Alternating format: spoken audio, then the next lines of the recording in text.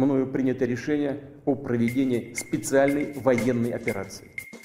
We are under attack. It is an attack against Western democracies and on the institutions that bind them. What Russia's much more interested in doing is depicting the West as a failure.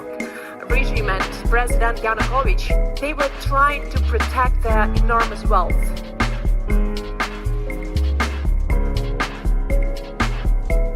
This is Kremlin File. And to touch on something Francis said, I mean, I've been sadly monitoring Russian propaganda for a long time. And I mean, they very clearly have always stated, you know, they wanted Ukraine. The 2014 invasion of Ukraine and illegal annexation of Crimea, those military plans actually leaked in 2008, pretty much around the time after Russia took parts of Georgia, again, occupying. And the thing with Russia is they don't hide it.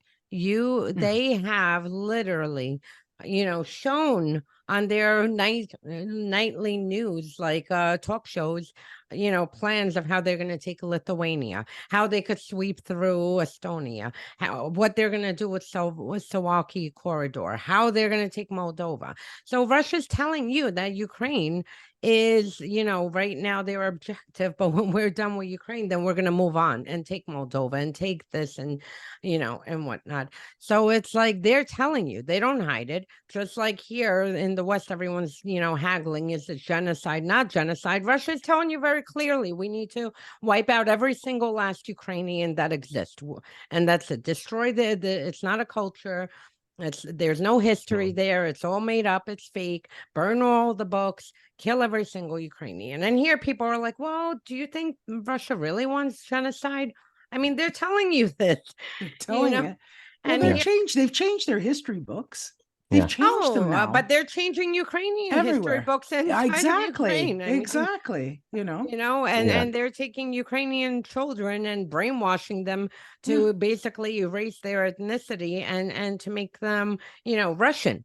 And that's it. And I mean, it's sickening. And the thing is that the West really needs to wake up because Russia is telling everyone what they're going to do.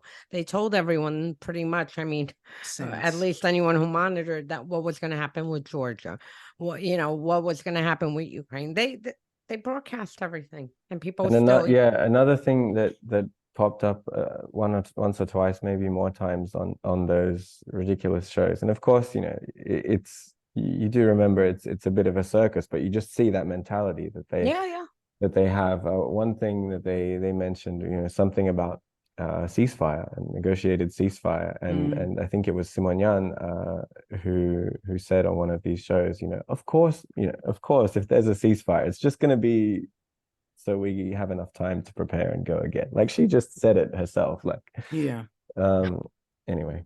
That snowflake.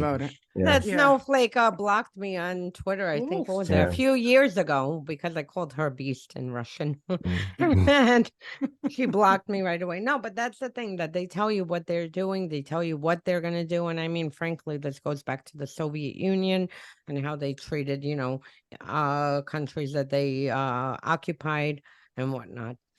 Now, getting to the counteroffensive. We have heard recently that Ukraine is making significant breakthroughs in several locations in the south, that they're making gains in Zaporizhia region. What do you see happening, and where do you think is it going? And is it going to be pretty much a repeat of what we saw last September, where Ukraine was able to take back a lot of territory in lightning speed? Yeah, so first of all, I think one should drop expectations of that kind of repeat, because it's just a completely different operation, completely different terrain, and a completely different enemy with a lot way better prepared. We know about these defensive lines, we know about these minefields. So what happened, for example, in Kharkiv was just not possible when you can't, you know, just pierce through and take huge amounts of territory, because there are more lines of trenches and minefields. and Russia has prepared for half a year for this exact moment. Whereas back then, there was the whole deception with Kherson, and they really did well to target an area where Russia wasn't expecting anything at all. So yes, in that sense, we're at a very interesting time, I would say, in the counteroffensive, in the sense that we have these three axes. So we have the two in the south, Orikhiv, Robotyne, then you have Velika Novosilka, and then you have the area around Bakhmut, which could be described as more of a fixing operation, as I mentioned earlier. It's pretty clear now that Ukraine is committing for the Orikhiv area, Robotyne area, to be the main push. So that's where we've seen the most developments recently, and that comes as no surprise, because strategically that's the biggest prize, to cut through to these cities of Tokmak and Melitopol, cut off the Russian connections to Crimea, and so on and so forth. But that's also where the Russian defenses are the most dense and thick and strong as well. And so for many months, well, since the start of the counteroffensive, progress has been territorially very slow.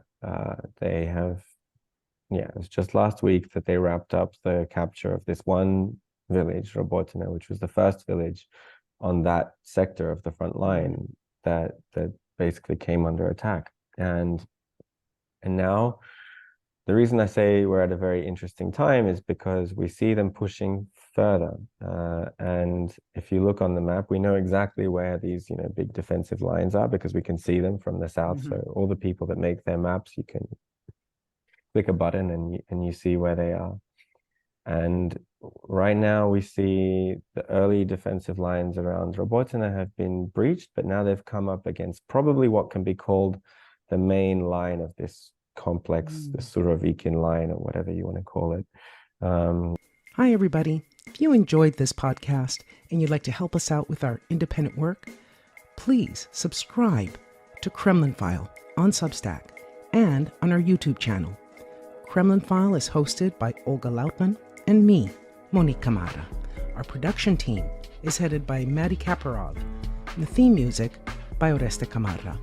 So please don't forget to visit our Kremlin File Substack for links to our socials and